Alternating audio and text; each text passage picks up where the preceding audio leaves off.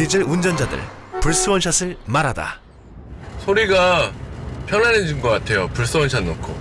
소음이요? 걱정 안 해요. 차가 재산이니까 꼭 넣죠. 불스원샷. 와, 힘이. 신호대기 할 때도 떨리지 않아요. 직분사인지는 때가 잘 끼니까 더 필요하죠. 불스원샷 덕 좀 받죠. 새 차처럼 쌩쌩하게. 디젤은 꼭 불스원샷. 불스원. 고양시는 미래 융복합 도시로 거듭나기 위해 신한류와 자동차 클러스터 단지를 그 화두로 잡았는데요. 오늘 이곳 킨텍스에서는 그 구체적 실천 방안에 대해 논의하는 제2회 고양 지식 포럼이 열렸습니다. 환영사를 맡은 최성 고양시장은 해외 사례에서 문화와 산업, 시민이 어우러져 새로운 발전을 꾀하는 것이 인상 깊었다며 고양시 역시 자동차 클러스터와 현대 오토월드 구상에서부터 미래의 튜닝 산업을 포함해 IT까지 망라한 융복합 모델을 꾀하고 자동차의 메카로 떠오를 수 있다는 자신감을 드러냈습니다. 이어 현재 1조 5천억에 해당되는 100만 도시 예산이 확정 직전에 있다며 오늘 발표로 고양시의 미래 비전을 보다 뚜렷하게 그릴 수 있게 되길 바란다고 전했습니다.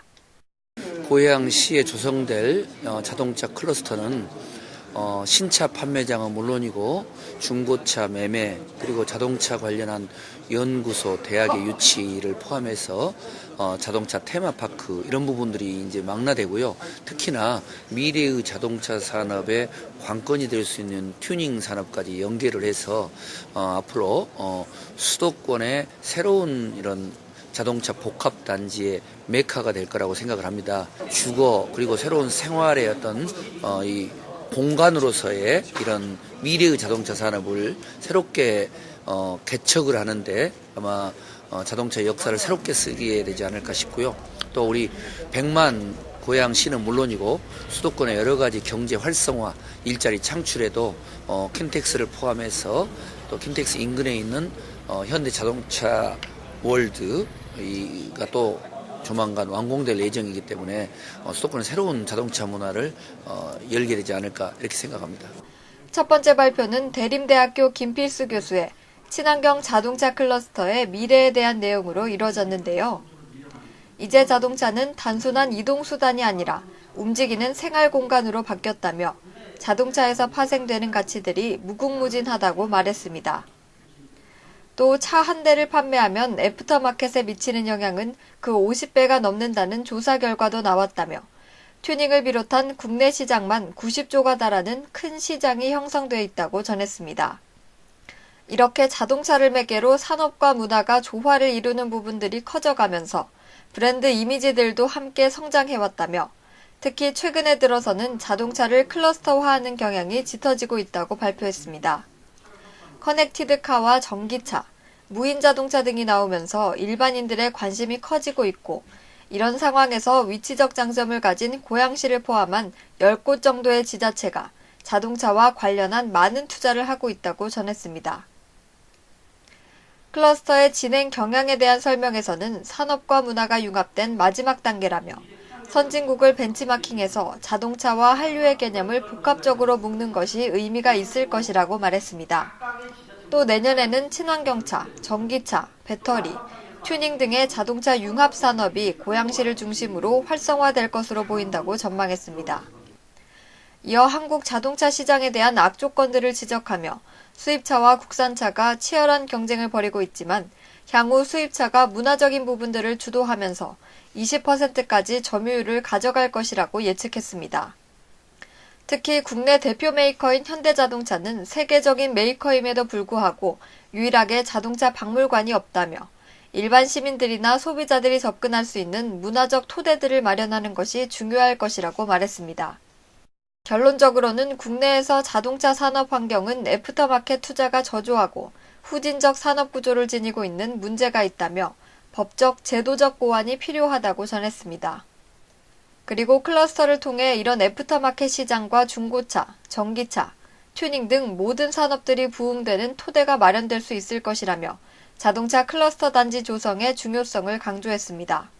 세계적으로 이 자동차 클러스터, 특히 문화에 대한 부분들이 강조되는 것들은 세계적인 추세라고 볼 수가 있습니다. 그러나 이 중간 단계, 예를 들어서 몰이라든지 컴플렉스 개념이 있지만 아직도 클러스터에 대한 부분들은 완전치가 못하는 부분이기 때문에 우리가 이런 장점을 여러 가지 모아서 우리의 어떤 강점이 특히 ICT라든지 커넥티드카, 스마트에 대한 부분입니다. 이런 부분들을 접목시킨다면 새로운 시장 창출, 또 문화와 산업을 이루는 세계 첨단 자동차 클러스터가 조성될 수가 있는데 고향이 그러한 여러 가지 인프라 조건을 갖고 있기 때문에 이 부분에서 상당히 지금 강점을 갖고 있습니다. 그런 측면에서 앞으로의 고향에서 만들어진 친환경 자동차 클러스터에 대한 미래는 상당히 밝고 의미가 있다고 분명히 판단할 수가 있습니다.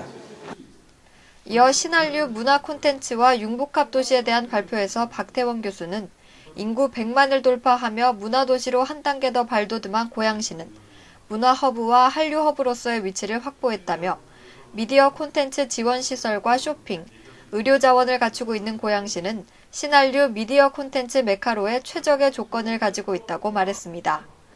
그리고 이런 장소 가치를 극대화하기 위해서는 기획 단계에서부터 제작사, 개발사, 그리고 주민과의 교류가 필요하다고 전했습니다. 마지막 세 번째 발표를 맡은 박재홍 교수는 100만 도시의 사회적 경제라는 주제로 시민이 중심이 되는 도시가 돼야 사회적 경제의 성공이 가능하다며 사람 중심의 인식과 관계 형성의 장 마련, 녹색 창조와 먹거리 등 미래지향적 아이디어의 접목, 마지막으로 협동조합 등을 활용해 사람 중심의 커뮤니티를 만들 것을 제안했습니다. 이어진 패널 토론 시간에서 연세대학교 이재선 교수는 고양시가 가지고 있는 지속성과 수용성, 그리고 지리적 이점에 대한 예를 들며 자동차 문화를 비롯한 융복합 도시로 만드는 데 적합할 것이라고 전했습니다. 경기개발연구원 이상대 박사는 자동차 클러스터는 단순히 건물 하나만으로 이룰 수 없을 것이라고 생각한다며 다른 여러 문화나 관련 시설들과 연계해서 활성화시키려는 노력이 필요하다고 말했습니다. 또 100만 도시는 꽤 큰 규모지만 다른 대도시와 비교했을 때 대학과 기업이 없다는 약점이 있다고 지적하며 도시의 성장 전략을 잘 짜야 할 것이라는 의견을 내놨습니다. 고양도시관리공사 성주현 사장은 자동차 클러스터 단지를 책임지고 있는 실무자로서 자동차 클러스터에 대한 개념도 미비한 수준에서 시작했지만 아직도 어려운 점들이 산적해 있다며 제일 중요한 요소는 이런 자리들을 통해 계획안을 잘 짜서 토대를 튼튼하게 꾸려가는 것이라고 전했습니다. 이어 최근 여러 정책적인 부분들에서 도움과 발전이 이루어지고 있다며 고양 자동차 클러스터를 창조경제의 모델 케이스로 만들고 싶다는 포부도 밝혔습니다. 이번 포럼을 통해서 자동차 클러스터 단지를 비롯한 고양시의 도시계획에 대한 활발한 논의가 이뤄졌는데요. 무엇보다 시민들이 직접 체험하고 이용할 수 있는 부분에 초점이 맞춰져야 한다는 것에 의견이 모아졌습니다. 고양시에 특화된 부분들을 융합해 단계적으로 발전을 이뤄나간다면 100만 도시에 걸맞는 문화 발전을 이룰 수 있을 것으로 보입니다. 교통뉴스 윤희정입니다.